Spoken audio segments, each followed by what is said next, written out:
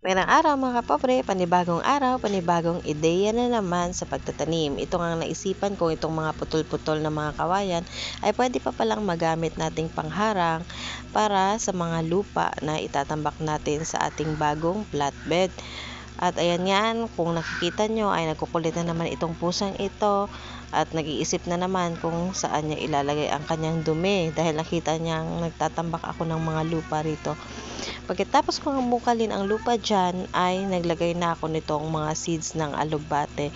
So kung nakikita nyo, may mga manok na pumapasok dahil nga hindi naman kasi masyadong mataas ang mga kawayan na inilagay natin dahil putol-putol lang nga ito. Kumbaga, mga reject na sa mga pinaggamitan. Pero, at least, napakinabangan pa rin natin. After ko nga maglagay dyan ng mga seedlings, ay nagdilig na ako ng tubig. At para panatilihin palaging basa itong lupa para mas mabilis tumubo ang ating mga alugbate seed. Pagkatapos ko ang diligan, yung mga seeds na itinanim natin ay nagpatulong na rin ako kay mama sa paglalagay nitong plastic nang sa ganun ay magsilbi itong protection sa ating mga itinanim at saka sa mga hayop na gustong pumasok sa area na ito. At para na rin mapabilis, tinulungan na nga rin ako ni mama dyan para naman pag tumubo yung seedlings, hindi na ito sirain ng mga manok.